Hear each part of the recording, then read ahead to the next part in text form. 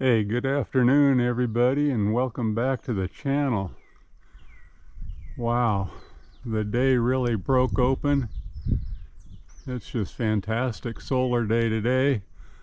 All systems are full, just the way I like it. Couldn't be happier. Yeah, look at that. And that's typical for here. We get those rolling clouds, but the panels are cooking. So I alluded to in my previous 1 minute video what my mindset has always been living off grid is food, water, and shelter. Everything after that is gravy.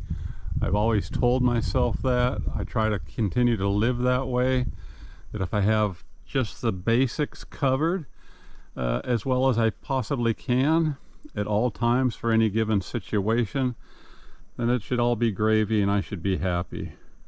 I do try to live my life that way, and now I've got nearly 30 years in of living off grid.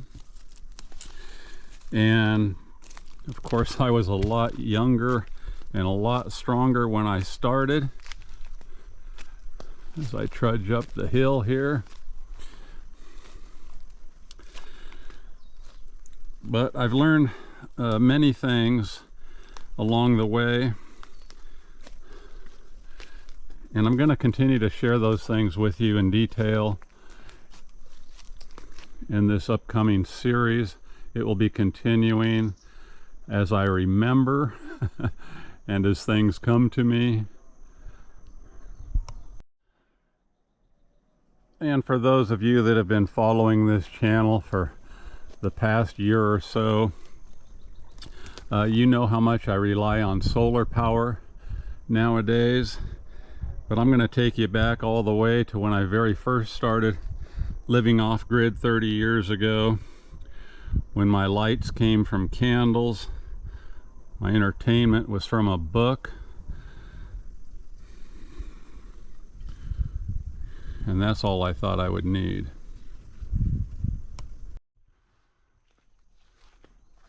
So my first off-grid experience was I moved from the big city to about an 8-acre parcel of land in the Colorado Rockies at about 8,500 feet. Where I was located, nobody was living that far off-grid full-time. Or by that I mean no one was wintering over and dealing with the winters at that altitude, and the rough road, which was no more than about a trail to get in, four-wheel drive year-round. Of course, that all changed over the years.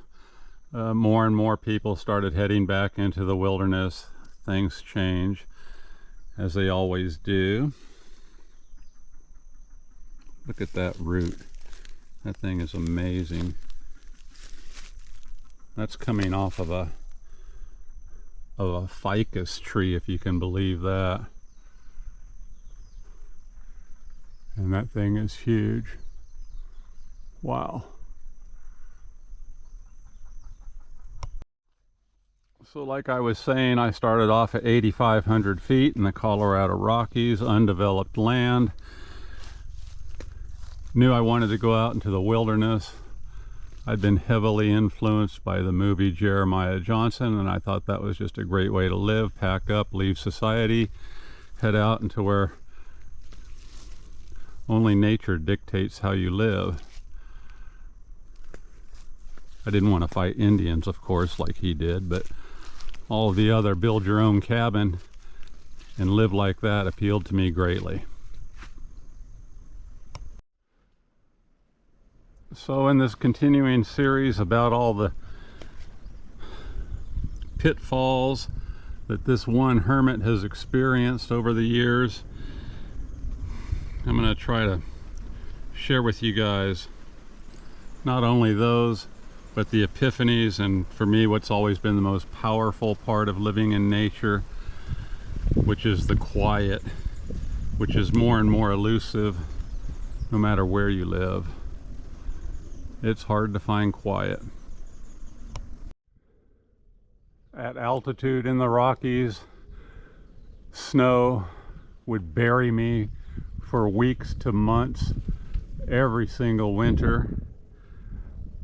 I would have to even toboggan in supplies, snowshoe in, only way in and out. Was hit by lightning several times, direct hits on my cabin. Extreme winds, extreme cold.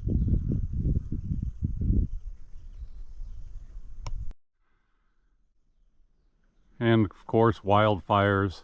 Had to evacuate for those, sometimes not even knowing which direction to go because the smoke was so thick from fires that were miles away.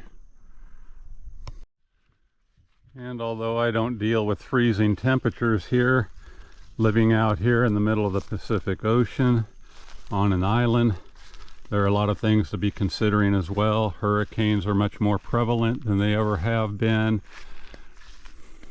A few years ago, when Hurricane Lane made a beeline for the Big Island here as a Cat 5 storm, and at the last minute it just went a little bit south, but it still dropped 52 inches of rain right here.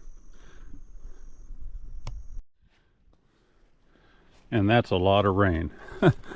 That was impressive.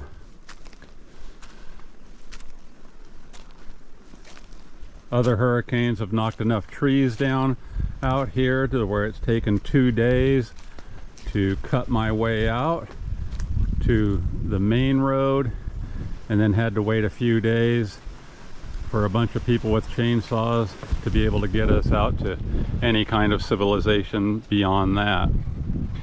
And then of course there's the lava, the continuing lava story here, 2018. A lot of my friends lost homes in that event. Luckily here I wasn't in the line of the direct flow of the lava, but I'm going to take you guys down in a video in the next couple of days and show you what happened and what's open and what's not still because of that. Incredible lava flow in 2018. So in this continuing series, I'm going to go over these events and more in detail, videotape what I can show you. Like in the mountains, towards the end of my tenure there, a lot of people started moving out into the wilderness. They did not know how to live in the wilderness. And I'm starting to see a lot more of that out here. There's kind of an explosive growth going on out here. People coming from all walks of life. And it takes a lot of thought, planning for wherever you're living to be as best equipped as you can. So we're going to cover these things, how to be comfortable where you are. And as much as you try for any extreme circumstances, nature can always throw you a curveball. So I'm going to share you some of the pitfalls so those of you that are heading into the wilderness can consider some of the things I've learned. I'm looking forward to doing this series and sharing it with you all. I have some pretty good stories. All right. Aloha everybody. Stay safe out there.